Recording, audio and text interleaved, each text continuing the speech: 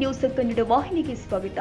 ರೈತನೊಬ್ಬ ಪಡೆದ ಸಾಲವನ್ನ 3 ಪಟ್ಟು ಮಾಡಿದ್ದಲ್ಲದೆ ಬಡ್ಡಿ ಸಮೇತ ಅಸಲು ತುಂಬು ಕೋರ್ಟ್ ಮೂಲಕ ನೋಟಿಸ್ ಕೊಟ್ಟು ರೈತರನ್ನ ಮಾನಸಿಕವಾಗಿ ನೋವು ಕೊಡಲಾಗ್ತಾ ಇದೆ ಎಂದು ಆರೋಪಿಸಿದ ರತ್ನ ಭಾರತ ರೈತ ಸಮಾಜ ಸಂಘಟನೆಯು ಕರ್ನಾಟಕ ಬ್ಯಾಂಕಿನ ಎದುರು ಪ್ರತಿಭಟನೆ ಮಾಡಿ ಆಕ್ರೋಶ ವ್ಯಕ್ತಪಡಿಸಿದೆ.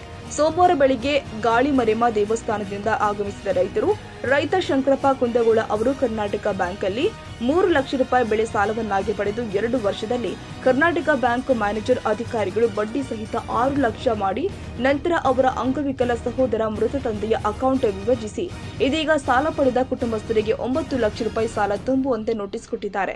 ಜೊತೆಗೆ ಸಾಲ ಪಡೆದ ಕುಟುಂಬಸ್ಥರನ್ನ ಕೋರ್ಟ್ಗೂ ಕೂಡ ಅಲಿದಾಡಿಸುವಂತೆ ಮಾಡಿದ್ದಾರೆಂದು ಆರೋಪಿಸಿದರು. ಕರ್ನಾಟಕ ಬ್ಯಾಂಕ್ ಮಾತ್ರ ರೈತರಿಗೆ ಓಟಿಎಸ್ ಸೌಲಭ್ಯ ಕೊಡ್ತಾ ಇಲ್ಲ. ಉಳಿದ ಬ್ಯಾಂಕ್ಗಳ ರೈತರ ಸಾಲದಲ್ಲೇ ಕಡಿಮೆ ಮಾಡಿ ಓಟಿಎಸ್ ಮೂಲಕ ಭರಣ ಮಾಡಿಕೊಂಡಿದೆ. ಈ ಬ್ಯಾಂಕ್ ಮಾತ್ರ ರೈತರಿಗೆ ಅನ್ಯಾಯ ಮಾಡ್ತಾ ಇದೆ. ರೈತ ಪಡೆದ ಅಸಲು 3 ಲಕ್ಷದ ಜೊತೆಗೆ ಹೆಚ್ಚುವರಿಯಾಗಿ 1.5 ಲಕ್ಷ ಹೀಗೆ ಒಟ್ಟು 4.5 ಲಕ್ಷ ರೂಪಾಯಿಗಳನ್ನ ತುಂಬಿಸಲು ಮನವಿ ಮಾಡಿದ್ರು ಕೂಡ ಸ್ಥಳೀಯ ಬ್ಯಾಂಕ್ ವ್ಯವಸ್ಥಾಪಕ ಅಸಡ್ಡೆ ತೋರ್ತಾ ಇದ್ದಾರೆ.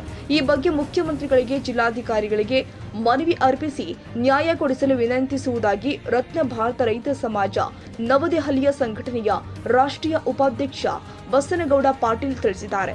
ಅಕ್ಟೋಬರ್ 10ರೊಳಗೆ ರೈತನ ಸಮಸ್ಯೆ ಬಗೆಹರಿಸದೆ ಇದ್ದಲ್ಲಿ ಬ್ಯಾಂಕ್ ಬಂದ್ ಮಾಡಿ ರಸ್ತೆ ತಡೆ ನಡೆಸುವುದಾಗಿ ರೈತರು ಎಚ್ಚರಿಕೆ ಕೊಟ್ಟಿದ್ದಾರೆ. 3 ಲಕ್ಷ ಕರ್ನಾಟಕ ಬ್ಯಾಂಕ್ನಲ್ಲಿ ಲೋನ್ ತೊಗೊಂಡಿದ್ದಾರೆ. ಲೋನ್ ಮುಂದೆ 21 ಇಶ್ಯೂಗಳಿಗೆ ಅದು ಬೆಳ್ಕೊಂತ 3 ಅಕೌಂಟ್ ಇದು ಮಾಡಿಬಿಟ್ರು.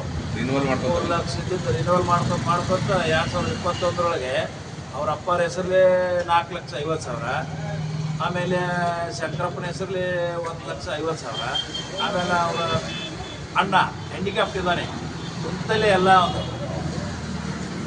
ಕೈ ಇಲ್ಲ ಕಾಲಿಲ್ಲ, ಪೂರ ಹ್ಯಾಂಡಿಕ್ಯಾಪ್ಟ್, ಆ್ಯಕ್ಟಿವ್ ಇಲ್ಲ ಅಂತ ಒಂದು ಅಣ್ಣ ಅದರ ಮನೆಗೆ ಅವನು ಜೋಪಾನ ಮಾಡಬೇಕು. ಆಮೇಲೆ ವಯಸ್ಸಾದ ತಾಯಿ ತಂದೆ ಇದೇ ಒಂದು ಈ ಬ್ಯಾಂಕಿನ ಕಿರುಕುಳಕ್ಕನ ಸದ್ದು ಹೋಗ್ಬಿಟ್ಟಂತ ಪಾಪ ಮಾಡೋದ್ಬಿಟ್ಟ. ಇವತ್ತು ಆ ತಾಯಿ ಸಾವು ಬದುಕಿನ ಮಧ್ಯೆ ಇವತ್ತು ಹೋರಾಡ್ತಾ ಇದ್ದಾಳೆ. ಇವತ್ತು ಸವಸಿ ಗ್ರಾಮಕ್ಕೆ ತಾವೆಲ್ಲರೂ ಬಂದು ಆ ತಾಯಿ ಒಂದು ಪರಿಸ್ಥಿತಿ ನೋಡಿದ್ರೆ ತಮಗೂ ಗೊತ್ತಾಗುತ್ತೆ. ಆ 3 ಲಕ್ಷ ತೊಗೊಂಡಂಥ ರೈತ ಇವತ್ತು 14 ಲಕ್ಷ ರೂಪಾಯಿ ತುಂಬ್ರಿ ಅಂತಂದ್ರೆ ಎಲ್ಲಿಂದ ತುಂಬಕ್ಕವ? ಇದು ಯಾವ ನ್ಯಾಯ?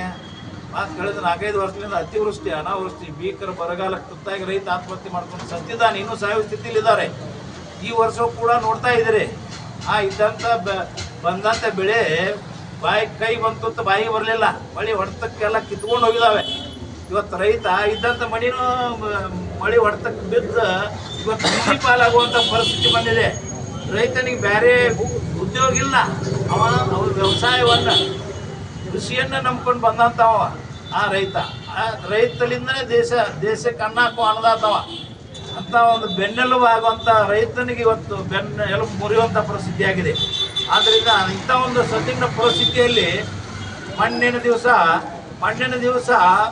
ಮಾನ್ಯ ಸಿದ್ದರಾಮಯ್ಯನವರು ನಮ್ಮ ರೈತರ ಒಂದು ಗೋಳನ್ನು ಕೇಳಿ ಮಾನ್ಯ ಮುಖ್ಯಮಂತ್ರಿಗಳೇ ಎಲ್ಲ ಬ್ಯಾಂಕಿನ ಮ್ಯಾನೇಜರು ರೈತನಿಗೆ ಬೆಳೆ ಸಾಲ ಮಾಡಿದ ರೈತನಿಗೆ ಲಾಯರ್ ನೋಟಿಸ್ ಕಳಿಸ್ತಾ ಇದ್ದಾರೆ ಅಂತೇಳಿ ನಮ್ಮ ರತ್ನ ಭಾರತ ರೈತ ಸಮಾಜ ವತಿಯಿಂದ ಮನವಿ ಕೊಟ್ಟಿವಿ. ಆ ಮನವಿಯನ್ನು ತಗೊಂಡು ಮಾನ್ಯ ಮುಖ್ಯಮಂತ್ರಿಗಳೇ ಆದೇಶ ಮಾಡಿದ್ದಾರೆ. ಇಡೀ ರಾಜ್ಯದ ಸಮಸ್ತ ಬ್ಯಾಂಕಿನ ಮ್ಯಾನೇಜರ್ನೆಲ್ಲರೂ ಕರೆಸಿ ಮೀಟಿಂಗ್ ಮಾಡಿ ಆದೇಶ ಮಾಡಿದ್ದಾರೆ. ರೈತ ನೊಂದಿದ್ದಾನೆ, ರೈತ ಸಹಾಯಕತ್ತಿದ್ದಾನೆ, ಅವ ಸಂದಿಗ್ಧ ಪರಿಸ್ಥಿತಿಯಲ್ಲಿದ್ದಾನೆ. ಇಂಥ ಹೊತ್ತಿನಾಗ ಯಾರು ಬೆಳೆ ಸಾಲ ಮಾಡಿದ ರೈತನಿಗೆ ಒಂದು ನೋಟಿಸ್ ಅಲ್ಲ, ಒಬ್ಬನ ಯಾರು ಅವ್ರ ಮನೆಗೆ ಕಳ್ಸೋಂಗಿಲ್ಲ ಸಾಲ ವಸೂಲಿ ಮಾಡಾಕ ನೋಟಿಸ್, ಆಮೇಲೆ ಮತ್ತೆ ನೋಟಿಸ್ ಕೊಡೋಂಗಿಲ್ಲ, ಪ್ಲಸ್ ಲಾಯರ್ ನೋಟಿಸ್ ಕಳ್ಸೋಂಗಿಲ್ಲ ಅಂತೇಳಿ ಮಾನ್ಯ ಮುಖ್ಯಮಂತ್ರಿಗಳೇ ಆದೇಶ ಮಾಡಿದ್ದಾರೆ. ಎಲ್ಲರಿಗೆ ಮೀಟಿಂಗ್ ಮಾಡಿ ಇಡೀ ರಾಜ್ಯದ ಸಮಸ್ತ ಜನರಿಗೆ ಇದು ಮಾಡಿದ್ದಾರೆ.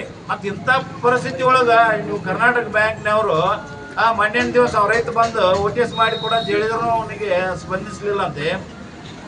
ಏನಿದೆ ಇದ್ಯಾವ ನ್ಯಾಯ? ನಿಮ್ಮ ಬ್ಯಾಂಕಿಗೆ ನಾರ್ಮ್ಸ್ ಕಂಡೀಷನ್ಸ್ ಇಲ್ವಾ? ನಿಮ್ಮ ಬ್ಯಾಂಕ್ ಏನು ಅಮೇರಿಕದಾಗೈತು, ಏನು ಪಾಕಿಸ್ತಾನದಾಗೈತು, ಏನು ಚೀನಾದಾಗೈತು? ಅರ್ಥ ಮಾಡ್ಕೋಬೇಕು. ನಮ್ಮ ರೈತ ನೊಂದಿದ್ದಾನೆ, ಸಹಾಯಕತ್ತಿದ್ದಾನೆ. ಈಗ ನೋಡ್ರಿ ಹೊಲಕ್ಕೆ ಬಂದು ನೋಡ್ರಿ, ಇಲ್ಲಿ ಬ್ಯಾಂಕ್ನಾಗ ಕುಂತು AC ರೂಮ್ನಾಗ ಕುಂತು ಲಕ್ಷ ರೂಪಾಯಿ ಪಗಾರ ತೊಗೊಂಡ್ರೆ ಅಲ್ಲದ ಬರ್ರಿ ರೈತನ ಹೊಲಕ್ಕೆ ಬರ್ರಿ, ಹೊಲ್ದಾಗ ಬಂದು ಪರಿಸ್ಥಿತಿ ಏನೈತೆ ಅನ್ನೋದು ಅರ್ಥ ಮಾಡ್ಕೊರಿ. ಮತ್ತೆ ಇಂಥ ಪರಿಸ್ಥಿತಿ ಒಳಗೆ ನೀವು ಆ ರೈತನ ಕೊಲ್ಲಕತ್ತೀರಿ ಅಂದ್ರೆ ಇದ್ಯಾವ ನ್ಯಾಯ? ನ್ಯಾಯ ಎಲ್ಲೈತ್ರಿ?